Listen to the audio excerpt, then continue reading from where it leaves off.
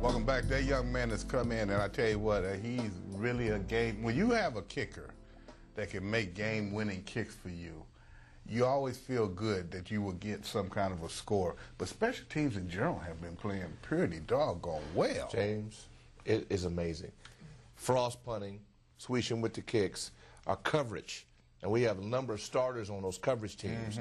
You'll see Landry on every coverage team, Caveman Sellers, every coverage team. Kerry Campbell, the job that Campbell's doing, Rock Cartwright, these are mainstays. So they don't give up a lot of yardage. And then our returns have been good. What Randall L. did catching those punts in that win was incredible. You know, and if I can ask you and Tony, are you guys encouraged by what you're seeing as progress, if it is to be interpreted as progress, be it incremental with the Skins to get back? I understand the game is different today. I mean, it's a design parity in the league. But are you impressed with what you're seeing or no? Oh, I'm very much impressed, and I'll tell you why. Do you think the team at this point is progressing to the point where it can actually is better than they were when the season started? Oh, that's what he meant. You know what? I'm really impressed with it for the simple reason that if you look back down the ledger, every game they lost, you're looking at a 7-point, 6-point, 5-point, 8-point.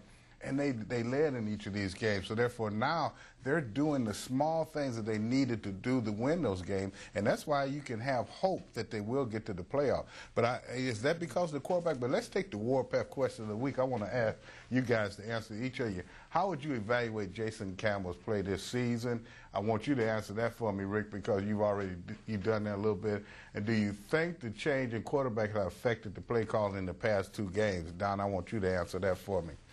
Tony, I think Jason's progress has been hindered by this dual approach to the offensive system, Gibbs-Saunders. And I think they had restricted plates on the kid. And they anticipated things that he was far better, has done better than I think they thought. That's been the problem. And so by spoon-feeding him instead of letting him go, throw caution to the wind, the kid has shown a lot. There's a lot to learn. I think watching Todd will even help him. Nothing better than to see it. Brunell was a different guy. Brunell was rolling out sideline to sideline.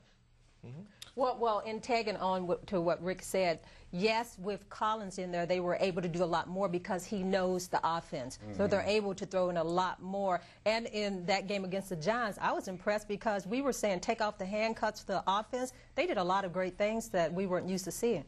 Okay, we got to go through the NFC East very quickly. Dallas at Carolina, what do you think about that game, JB?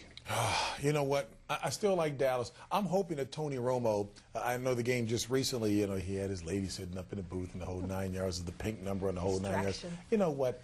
Let's focus on football. The kid has got what it takes. I love the fact that he plays with a laissez-faire, a confidence that you want to see in your quarterback.